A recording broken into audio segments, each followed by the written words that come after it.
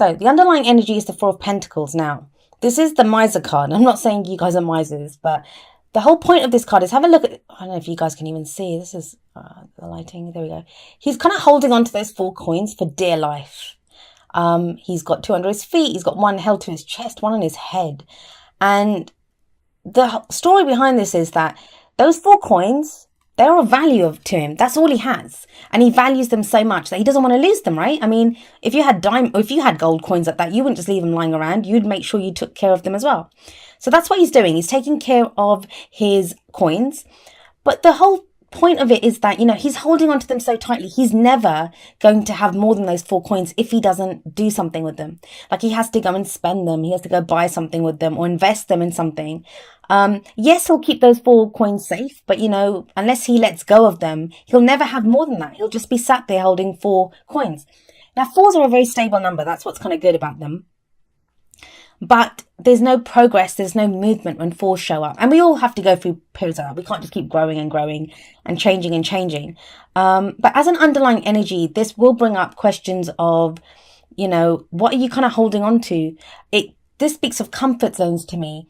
Usually it comes up when we're feeling vulnerable. So you might be facing something that's new, something that's challenging you, something that, is trying to get you to come out of your comfort zone, because we only grow when we come out of our comfort zone.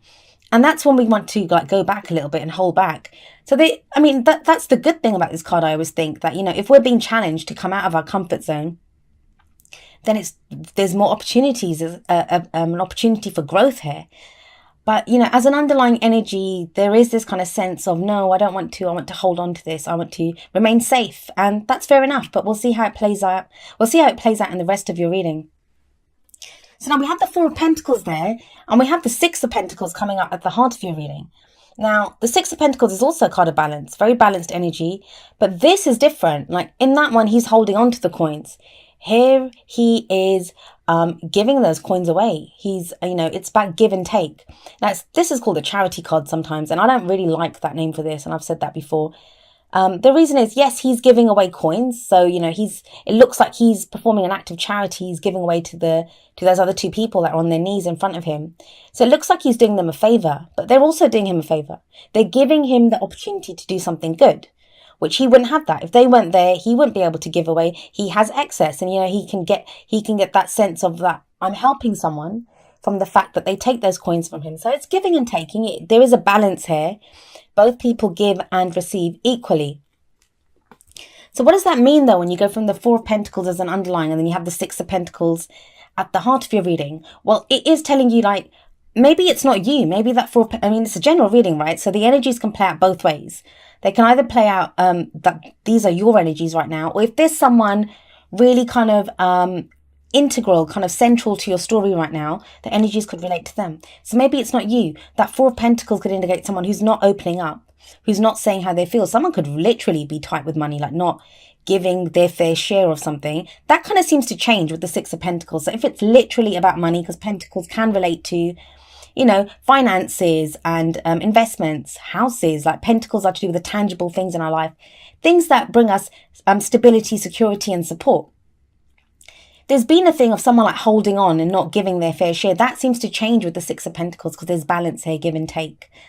On the other hand, if it's not to do with finances or, any of that practical side of things, this could be emotionally. I often see the 4 of Pentacles as someone who's not opening up. They're not really, and I know it's Pentacles, it's not cups or swords, you're not saying how they feel, not saying how they think. It's more, they could be holding back physically. This could be someone who's kind of removed themselves from the situation, and now they come back with the 6 of Pentacles. And I don't mean come back. I'm not talking about exes coming back. I always get worried whenever I say that. People start freaking out and thinking some evil ex is coming back. It's not that. Say you've had an argument with someone and they've kind of gone off to do their kind of alone time kind of thing. Or maybe you have. Now could be a time that shows that there's exchange. So, take that with... and apply it as you do. Don't just think an ex is coming back. This does say to me, someone who's been holding back, and then with that 6 of Pentacles, that's the energy here. This is give and take now.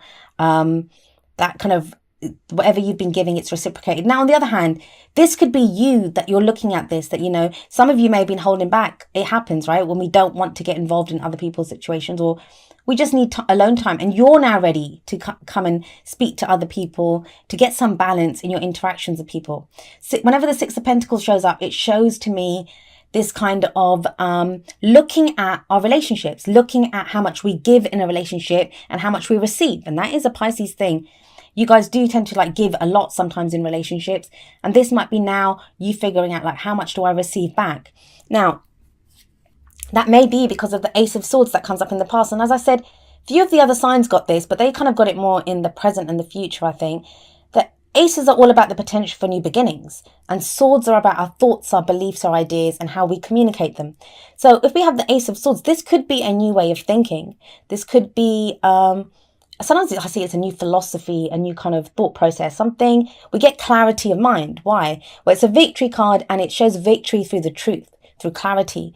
So some truth might have been revealed to you, and that's kind of made you see things in a different way, think about things in a different way. If you've got that kind of sense, I mean, that's kind of what happens. Like when we're in a comfort zone, we don't realize we're in a comfort zone until something comes and challenges that comfort zone. Then it kind of starts to pinch a little bit, like, do I leave this comfort zone? Do I want to stay here? That question only arises when something challenges it. And with that Ace of Swords there, it feels like you found out something, or there's been the kind of a new way of thinking, something that you've learned. And that's now making you question, like, you know, what do I want to hold on to? What makes me feel safe and what doesn't make me feel safe? There is kind of change in progress here. And that's kind of shown here very clearly by the Death card in your present. Oh gosh, here we go. There we go. With the Death card here, death is death of the old, birth of the new. As much as we talk about losing out on things, like, you know, that's what happens. We might lose people in our life. I don't mean to death. Like this is not literal death energy. We're talking about people leaving our lives, or situations, or, you know, losing a job or something like that. Like, I'm not predicting that, guys, so please don't be afraid.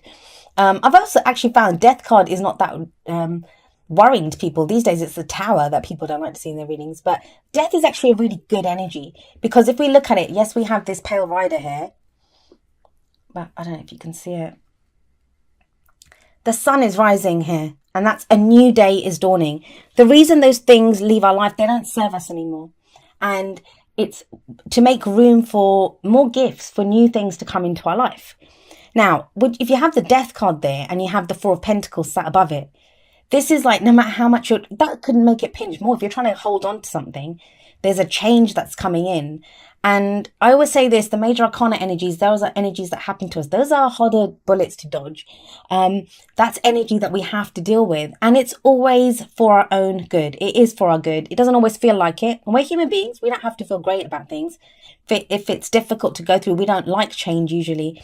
Even when we desire change, we really want change.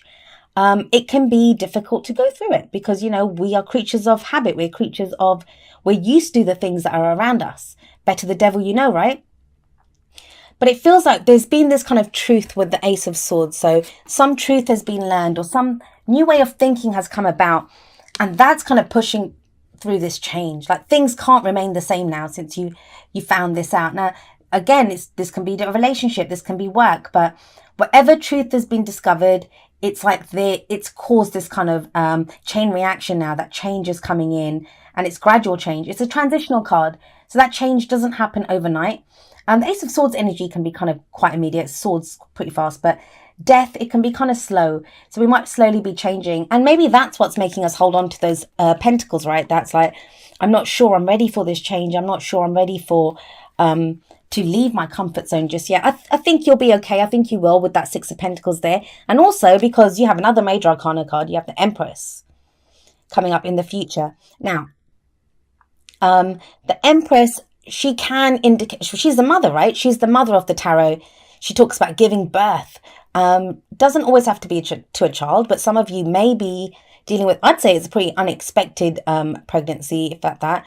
Some of you could be dealing with that, but I always see this more as the birth of new ideas, creative ideas, or some abundance that you give birth to.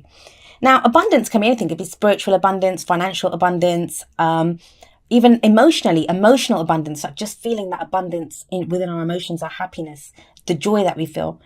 So even though you start off this period with that kind of sense of, oh no, I'm not sure if I want to let go of this, or you're dealing with someone like that, the Empress to me, there's an openness to her because she sits in that garden of abundance. Now, if you have the feeling of the Empress, and she knows that she can give birth to anything, she can create anything. That's why she's called the master manifester, because she can give whatever she wants, she can have it. She knows she can have it. Why would you hold on to those coins then? You wouldn't hold on to 4 pentacles if you know you can have 8 or you can have 16. If you know you can get more, you're not going to hold on to what you have. So I do feel that with that Empress coming up in the future, there is this kind of confidence. There is this just an openness. She's very receptive as well. It talks about conscious allowing. Even though it's not very clearly stated, I'd get that sense of like confidence coming in. And it's because of the change. Now, the card that comes up in the present, it's the main energy for this period. So, you know, that kind of energy of transitional change, that transformation that's taking place, that's not always the easiest, like I said. And that might be what's making you kind of hold on to stuff. We all want security, right? But it does lead to a great place with the Empress. There's going to be newness coming in, new things. So it's okay. Take a minute. If you're feeling that fear, if you're just feeling shook up a little bit, don't forget, we don't just have the Empress. We have the 6 of Pentacles sat above it. And like I said before, the 6 of Pentacles, it's a card of balance. It's a card of giving and receiving. You'll have plenty. With these two coming up, you'll have plenty. It might be that there's something new. Like, for example, okay, let me try to give a few examples of how this energy could play out. Now, say with the Ace of Swords, you found out about something new, like a career path or some course or something that you want to do. You've kind of discovered some truth. You might have discovered some truth about the company that you work for, the job that you're doing, that's made you want to do something new. Now, you can't ignore that truth. So you're going through this kind of death card energy of like transformation and change. You're changing, your situation's changing, your company might have literally changed. Like, you know, someone else might have taken over and you're not sure. This seems more like a reaction, like as much as that 4 of Pentacles is there. It feels more of a reaction to the change, that the change is what's causing the kind of discomfort here. Not so much the change itself. I think the change itself is going to play out really well. Now, the reason I say that is we have the 7 of Swords coming up as the advice card. So the 7 of Swords, it can be the liar, cheater, deception card. I'm not getting that from this, because we have the Ace of Swords coming up above it. That's the truth. With these two cards together there, that's the truth. I don't see that as, I don't see that. Like, the other energy for the 7 of Swords is like sneaky behavior. I think for some of you, whatever that truth is, that Ace of Swords truth, that's what's leading to the 7 of Swords energy. This can be when we don't want to face something. Think about it. This guy, he's sneaking onto this campsite to steal those swords at night. And that's risky. That's risky behavior. He could get caught. Anything could happen. So there is a sense that I don't know if I want to take the risk.